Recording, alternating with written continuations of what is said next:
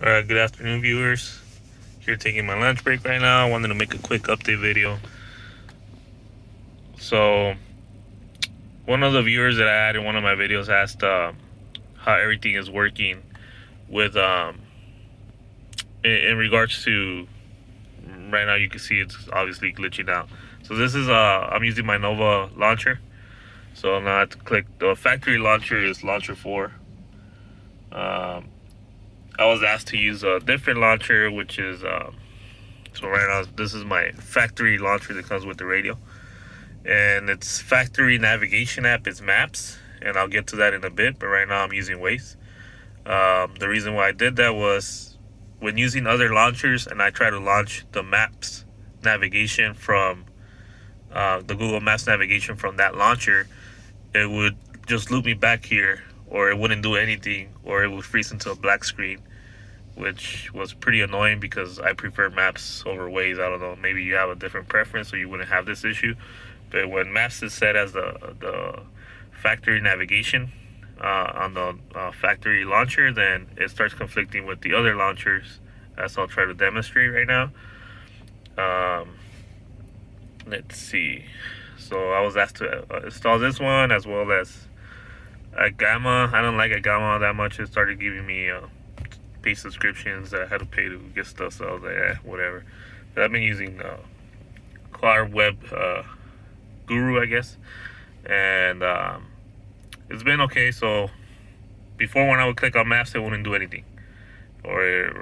So I'll show you, because right now I have Waze set as a factory navigation app for my factory launcher. So you'll see what happens. And this is what I was experiencing with Maps when I had Maps as a factory navigation for my factory launcher. So you see I click on it, does nothing. So that's what I was getting. Obviously, now that I reassigned it and Maps is not being used by the factory launcher, it launches flawlessly. Now to get to my other point, I haven't set none of those launchers right now as factory launcher or default launcher, as I don't pretend to keep any of them. So I just wanted to try it out and see if I was still having these issues that I was having with Nova launcher. Nova launcher is my favorite launcher. I use it as it gives me more of a smartphone experience. But I will try to demonstrate here what I was experiencing with the Maps navigation when clicking on it. So now I'll click on Waze, and it just loops me back to the launcher 4, which is a factory launcher, and it just continues to do that. So if I continue to click it and try to get Waze to deploy, it won't. I mean, this is what I was experiencing with Maps, so I would just keep getting looped over here, which then I would discover that I would then need to find Waze here, launch it here, and you see I was kind of glitching out because it's not working well with the launcher, the factory launcher. I guess it's not perfected for it. And you see right here, perfect. I was able to duplicate a freezing situation. So right there it froze. And this is the importance, I guess a perfect segue to the importance of installing one of these. You get your power switch, and obviously still frozen. So you just, boom, screen is off. Antenna's going down, my motorized antenna, boom. And give it a couple seconds. I'm gonna wait for the antenna to go down and turn it back on, boom. Fairly easy, power's back on. And avoids me having to fiddle with the reset hole that you guys see behind the screen, or having to take the screen out. It works just as effective as hitting the reset button. But anyways, I wasn't planning for this to happen, so this is probably gonna make the video a little bit longer while it gets to set up. But yeah, so that's the issues that I was having with those launchers kind of interfering and freezing. So when using navigation apps, it does cause issues with other launchers, I would say. That's about my only concern that I would have.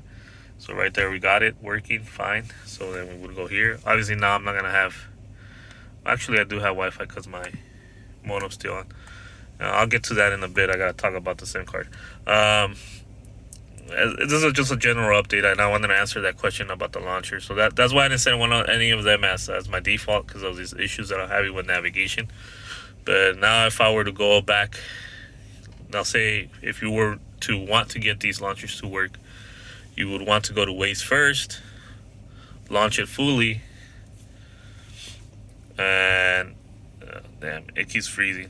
I think that's Waze is not gonna be supported by this launcher, so yeah, that was my bad. So we're gonna have to revert it and even make this video longer. Maybe I'll cut this out. But let me reset it again.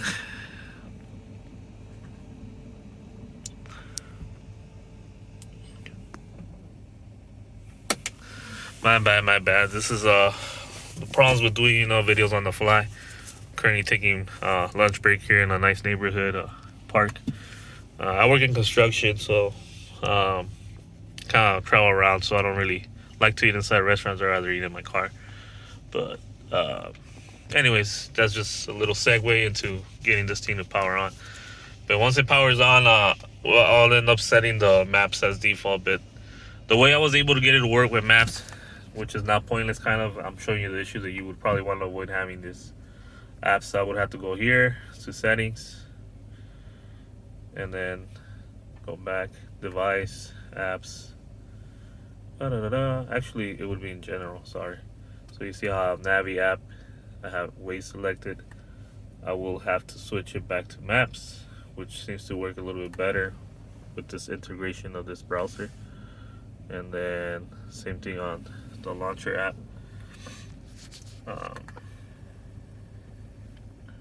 Boom, boom. Oh, I had to hit the arrow. Sorry. Boom. Set. Close. Then I go here. Home. It'll reset back to Waze. I think there's a way to do this. I think I have to go there. Boom. Maps. There. So now Maps is the default app. Hopefully, I'm not even gonna do it right now. I don't want to have to restart this a third time. But I'm gonna go to this launcher, and then now if I click Maps, it's gonna loop me back. So now it's doing the same thing, looping me back, and it's just gonna continue looping me back here until something else is set as default. But what that means is now if I go to Nova launcher or any of these other launchers to be exact, so I could go and show you guys. Car Web Guru, and now I click on Waze. Yeah, at least tries to launch it. Obviously, it's still conflicting because it was using it as the stock launcher. So I'm gonna let that be. I'm not gonna mess with it. I need to restart the radio again to get that working properly and launch the full app. But I don't want to have to restart it right now. But that's what you would have to do. Restart it again, and then Maps is gonna be your default now, and then Waze is gonna switch to your secondary. So now clicking Waze here would launch the whole app without an issue. So obviously it's not working perfectly is what I'm trying to say. This is the only app that I was able to replicate it with. I was having that issue with that app and the navigation app, which is the Google Maps. Other than that, everything else was working fine through the launcher. So if you don't do a lot of navigation on your screen, then maybe it's not an issue for you. For me, it is. So I'm just gonna continue using the factory head unit and then just switch to Nova whenever I'm not using Maps. But for now, I'm gonna keep it like this. And now, kind of the update is I've been happy with the radio.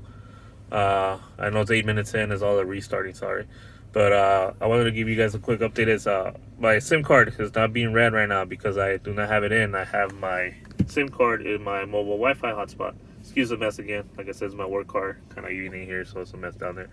But anyways, I've contacted Join regarding this issue in late December. They have been answering. They have been replying. They did have the Chinese New Year, which lasted about, I want to say 2.5 weeks, maybe 3 weeks, where I didn't have a reply. So that's kind of was lengthening it out this far. But so far, as far as we got, is they had me check a few things inside the radio, make sure things were connected. They had me check the antenna connections, make sure they were connected properly. I mean, those are as tight as they're gonna get. They had me put the antennas in the area where it was open. I even took the antennas and put them outside, taped them up, drove around, and it was still creating the issue where my signal would drop off. So inserting the SIM does get me 4G signal. So I am getting 4G signal. I could browse, do whatever I want as long as I'm sitting in the safe place. Like right now would be a perfect example. My SIM card were in there, it would be perfectly working. It would be 4G speeds, getting 15 megabytes per second download, streaming, whatever, it would have been good. The problem I'm having is when I'm driving, it disconnects. I would drive, say I jump on the freeway, and it's at random times. I wouldn't know. It's not like a time frame, you know. It would just randomly disconnect, drop off signal. It would display sometimes that error message that no SIM cards inserted, which is leading me to believe that maybe the SIM tray is not working properly. And I've documented it. I recorded that video. I have that incident actually caught on camera where it disconnected. I was driving around. I was recording the screen, and it showed how the problem was duplicated, and then I sent it to them so they could see it for themselves.